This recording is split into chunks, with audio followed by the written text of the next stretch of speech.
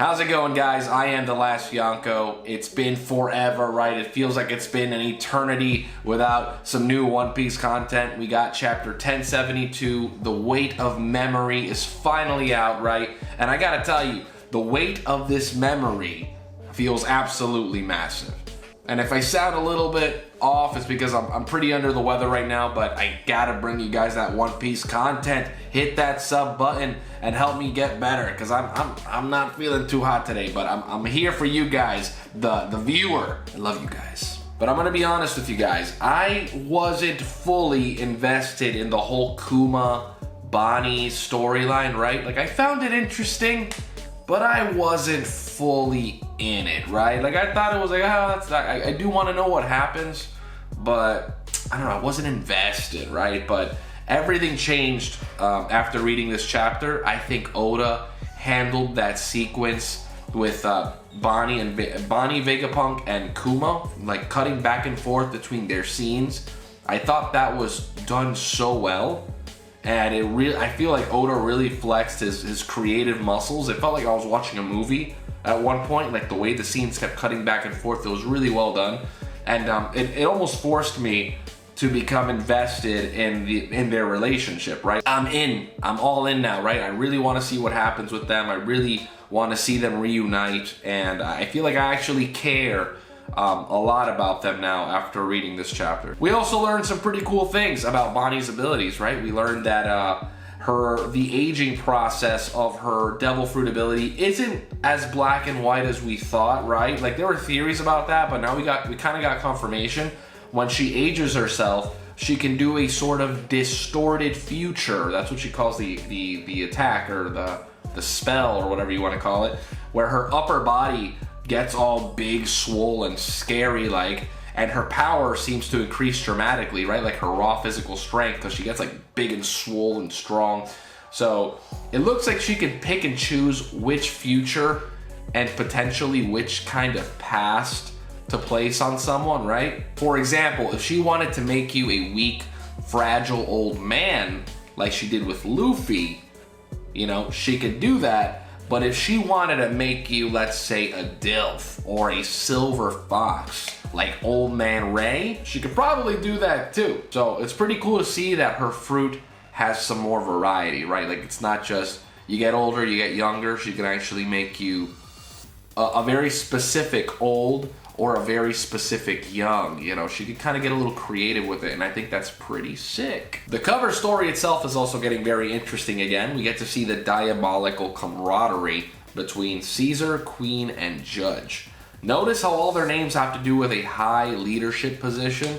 I don't know if anybody else has touched up on this, but notice that, you know, Caesar was a famous Roman emperor, you know, in real life. Judges are the highest position in a court trial. And then, you know, queens, you know what queens are. Queens of countries, queens of lands, you know. So I wonder if that is a coincidence that all their names are like that. Also, what a coincidence that this cover story also seems to link to the cliffhanger at the end of this chapter. The reveal that Stussy is a clone that Mads created. A clone of Miss Buckingham Stussy of the Rocks Pirates. Now that is pretty awesome. I like the twist. I like the fear in Lucci's eyes. I love that. That is great. It's not every day we get to see Catman sweat a little bit, right? So Stussy looks fantastic, but so many questions, right? Like, what is up with her devil fruit? My bet is that she is some type of succubus creature, maybe a mythical zone. If you're on the Rocks Pirates, you gotta be overpowered in some way, right? So I bet this ability allows you to put people to sleep instantly if you manage to get your fangs on them. Sort of like a vampire, right? But a little bit more, a little different. And some other wild tricks I'm sure she's capable of. But Stussy seems very confident that she could take Lucci out, right? I have a feeling that she is very, very powerful. She was in the Rocks Pirates after all, so. And I love that Brook wasn't there for Enies Lobby, so he's just like, what the hell is that supposed to be? And Zoro's just like, well, you know, he's supposed to be a giraffe, but he looks a little different now. Not sure why, it just looks a little off. So cutting back to the Kuma and Bonnie stuff again, I feel like Oda handled that sequence so perfectly. Again, I can't talk about it enough. It was awesome. I love that sequence of panels. I haven't been interested in the truth about Kuma this much since, you know, the pre-time skip maybe. But I am excited that I feel like we're finally going to get that flashback chapter of Kuma's past, and I'm all for it. I want to see, you know, what Kuma's all about. I hope it's not a whole flashback arc, right? Like Odin, like he had like 8 or 10 chapters about him. I hope this is maybe like 1 or 2 should suffice, right? 1 or 2 chapters should suffice. Kind of the gist of Kuma's past. Seeing like what happened with him and Bonnie and Vegapunk and Dragon and stuff like that. That'd be pretty cool to see. Also, this chapter builds up and sets up some really cool future fights. You know, we have Edison, Lilith, and Sanji heading to the Sunny. They're heading to go back up Zoro and Brook. So, since all the Seraphim are there with Lucci, it's basically, they said it was like a 7-on-2. I don't know what's going to happen now with the whole Stussy situation, because obviously Stussy took out Kaku, but so I don't know if they're truly going to be needed, especially if Stussy manages to take out Lucci as well. But it is going to be interesting to see them all kind of interact, right? Like something's probably going to happen. The traitor will probably be revealed at some point in that interaction with everybody. So back to the Stussy thing real quick. So if she's a clone, right? So she's a clone of Mads, probably belongs to Vegapunk. She's probably like a Vegapunk agent of some kind. Does that mean that there are other clones walking around, you know, roaming around in the One Piece world? It gets me thinking, right? What if Tashigi is really a clone of Kuina? And that would make so much sense. What if that's what Zoro wanted to talk to Vegapunk about? Or a wild theory that I saw on Twitter that I thought was really funny is, what if Eustace Captain Kidd is a clone of red-haired Shanks? Nani? That would be nuts, right? But hear me out. A failed clone who was still powerful but didn't reach its full potential. That would be hilarious, right? Or maybe Shanks found out and he's like, oh, you want to be me so bad? I guess I'll take your arm, buddy. You should be a one-armed pirate like me. I have better use for it anyway. Oh, I think we might be onto something there. Because what if Kid was actually created to replace any of Shanks' missing body parts, right? Like he was some kind of black market organ dealer, you know, type thing, right? That would be nuts. That would be very dark. If Shanks, you know, hired Vegapunk, he's like, hey, make a clone of me. I need my other arm back. Just make a clone of me, and I'll take his arm. We'll figure it out. You know, we'll make it work somehow.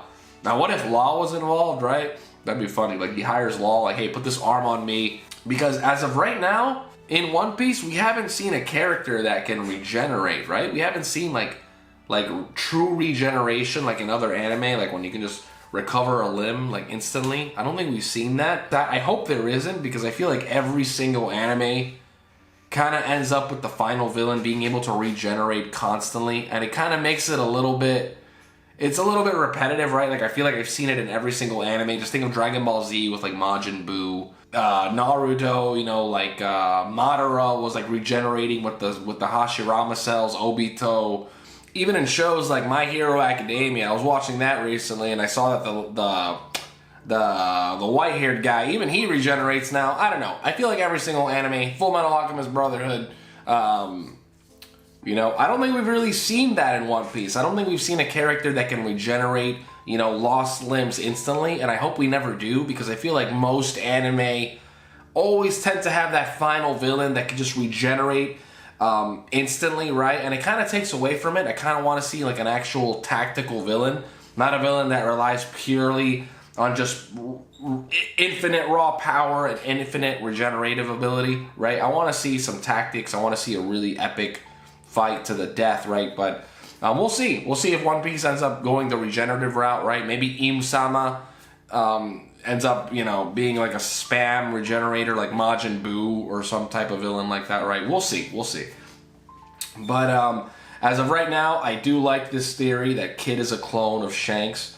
It'd be pretty crazy because they are the only two characters with red hair. I guess besides Rockstar, right? But We don't talk about Rockstar.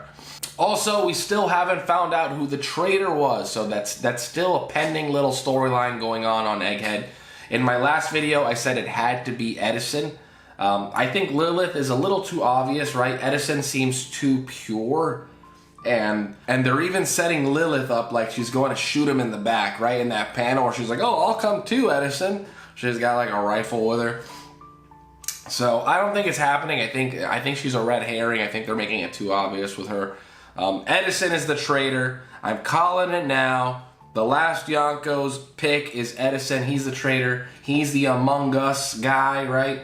I'm sticking to that. Let me know in the comments who you think the traitor is, and if you think we're going to be getting that Kuma flashback in the next chapter. Also, don't forget to hit that sub button. Catch you guys later.